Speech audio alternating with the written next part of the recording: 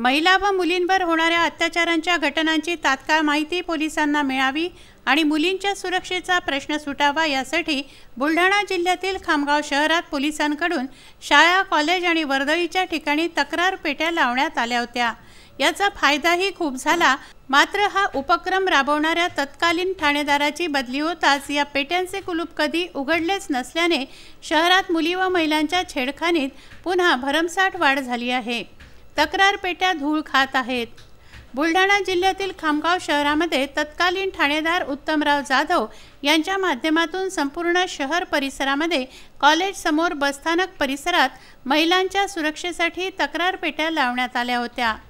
तक्रार पेट्यांच्या माध्यमातून कॉलेजच्या मुली महिला निनावी तक्रार करत होत्या।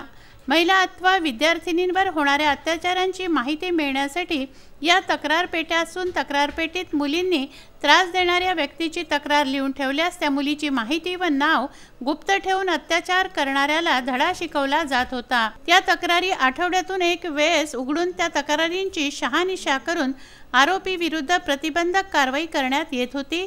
त्यामुळे शहरातील रोड रोमियोंना धाक बसला होता। मात्र तातडीने ठाणेदार जाधव यांची बदली झाल्यानंतर त्या तक्रार पेट्यांकडे पोलीस विभागाचं दुर्लक्ष आहे। आता त्या तक्रार पेट्या धूळ खात पडून आहे। त्यामुळे शहरात रोमियोंचा मोठ्या प्रमाणावर मुलींना व महिलांना त्रास सहन करावा लागतोय।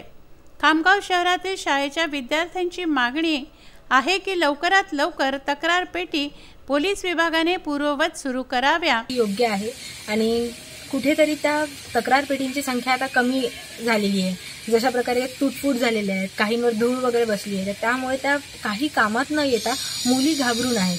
कुठेतरी मुलींचा बस प्रवास असतो, आणखी काही प्रवास असतात, तिथे मुलींच्या सुरक्षिततेसाठी काहीतरी योजना करण्यात यावी किंवा त्यामध्ये वाढ व्हावी अशी माझं मत आहे। खामगाव नगरपालिकेच्या नगरसेविका भाग्यश्री मानकर यांनीही ही मागणी केली आहे।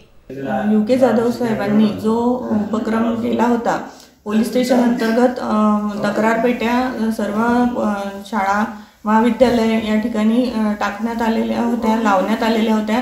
त्या तक्रार पेट्यांचा उपयोगही चांगला होत होता। मुलींना निर्भीडपणे आपल्या समस्या त्याच्यात टाकता येत होत्या आणि मुली त्या व्यवस्थितपणे मांडू शकत होत्या आणि त्या तक्रारी फॉलो केल्या जात होत्या। त्या मुलांचा पाठलाग घेऊन त्यांना ते योग्य रीतीने कारवाई करण्यात येत होती।